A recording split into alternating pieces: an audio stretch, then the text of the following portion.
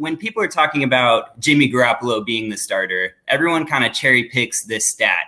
No rookie QB's ever won the Super Bowl. No rookie QB's ever been to the Super Bowl. But my point is, you can do the same thing for Jimmy's situation. Yep, that's right. You go by the cap proportion. Nobody's ever won a Super Bowl with the cap proportion that Jimmy Garoppolo has. And the closest is Steve Young. So, are you really going to mistake Jimmy Garoppolo for Steve Young? I don't think so. Also, like, that was in 1994 before the rookie wage scale. Now that there is this class of young quarterbacks that are pretty good, really good, making like this cheap amount, you're never going to see someone making a ton of money win a Super. It's going to be even harder than it was in the 90s because there's these people making they're like indentured servants. It's not right. Exactly. You know what I'm saying? Exactly. Yeah. In the year Steve Young did win, it was right after the cap was implemented, right? Exactly.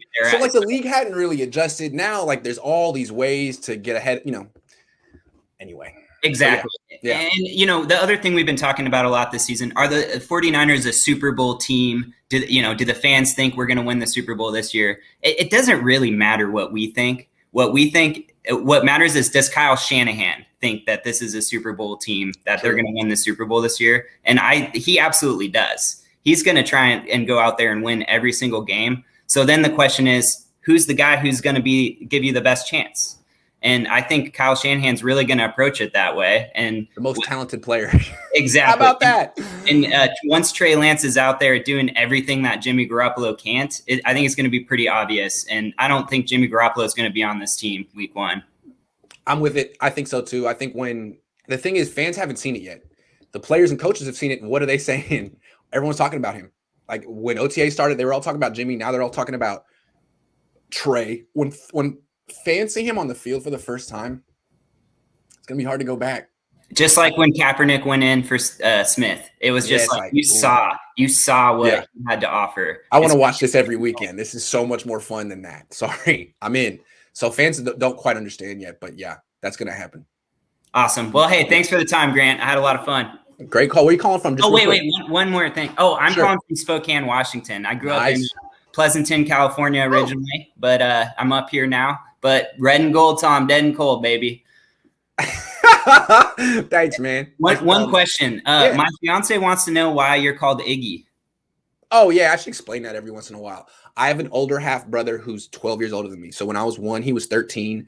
And I guess before I acquired language, I made that sound all the freaking time. And my brother started calling me that. And my parents were like, oh, we'll make that his nickname so that these half brothers will bond. But of course, once your parents make something official, it's not cool anymore. So that's my nickname. He never calls me Iggy, but we're very close in spite of that.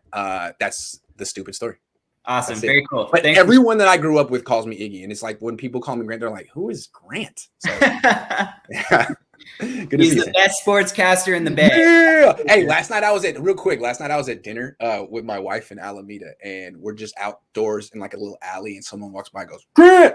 I'm like, what? And it's some guy like, I'm a subscriber. It's like, oh, thanks. Don't shoot me. Anyway, it was a pleasure. It was a pleasure, man. Yeah. Thanks for having me. Take care.